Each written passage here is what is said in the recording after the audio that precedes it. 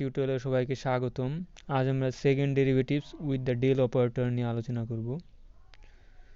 আমরা first derivative সম্বন্ধে ইতিমধ্যে পূর্বের ভিডিওগুলোতে আলোচনা করছি। ফার্স্ট ডেরিভেটিভে আমরা গ্রেডিয়েন্ট কি জানি, যখন ডেল অপারেটর একটা ফাংশনের উপর ক্রিয়া করে তখন তাকে গ্রেডিয়েন্ট বলে। আবার ডেল অপারেটর যখন একটা ভেক্টরের সাথে ডট গুণ হয় তখন তাকে ডাইভারজেন্স বলে।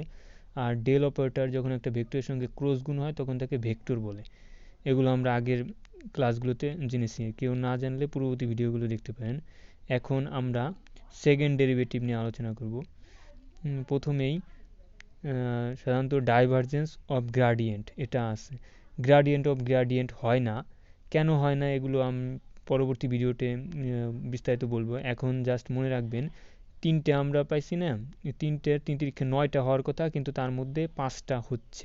অর্থাৎ divergence of a gradient, curl of a gradient. সাধারণত গ্রেডিয়েন্টের এই দুইটা হচ্ছে, এটা গ্রেডিয়েন্ট। আর গ্রেডিয়েন্ট অফ এ ডাইভারজেন্স এটা হয় ডাইভারজেন্সে, আর কালের হয় দুইটা, একটা। এগুলো মনে রাখলেই মোটামুটি হবে। এখন আমরা দেখব divergence of a gradient. Del operator যখন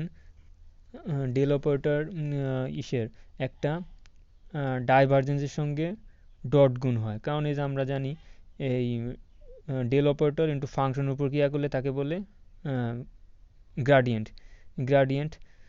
আর ডেল অপারেটর একটা ফাংশনের উপর করলে এটাকে বলে গ্রেডিয়েন্টের সঙ্গে যখন আমরা একটা ডেল অপারেটর ডট গুণ করি তাকে বলে ডাইভারজেন্স অফ এ গ্রেডিয়েন্ট, যা একটা স্কেলার রাশি।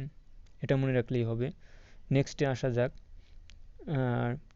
Curl of a gradient. অর্থাৎ গ্রেডিয়েন্ট কাকে বলে? ডেল অপারেটর একটা ফাংশন প্রয়োগ করে, এটুকুলো গ্রেডিয়েন্ট। আর কার্ল করতে হলে ক্রস করতে হয়, ডেল অপারেটরের সঙ্গে ক্রস। সে তাকে বলে কার্ল অফ এ গ্রেডিয়েন্ট, যা একটা ভেক্টর রাশি। 3 নম্বরে গ্রেডিয়েন্ট অফ এ ডাইভারজেন্স কি? ডেল অপারেটর যখন ভেক্টরের সঙ্গে ডট গুণ হয়, অর্থাৎ ডেল অপারেটর ভেক্টরের সঙ্গে ডট গুণ, এটুকুকে বলে ডাইভারজেন্স। আর গ্রেডিয়েন্ট কি? ওটার সঙ্গে গুণ, সাধারণ গুণ হলে তাকে গ্রেডিয়েন্ট, তাই এটা একটা ভেক্টর রাশি, অর্থাৎ তাই একে বলে গ্রেডিয়েন্ট অফ এ ডাইভারজেন্স। 4 নম্বরে কি?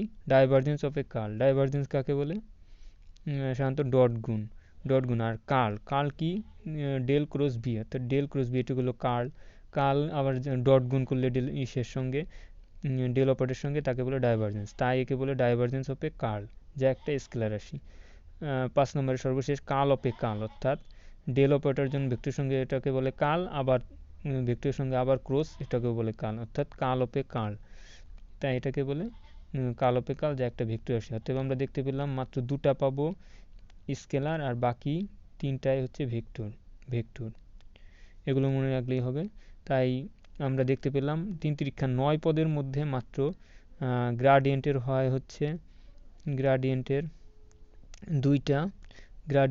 দুইটা, আর ডাইভারজেন্সের একটা, আর কার্লের 2টা।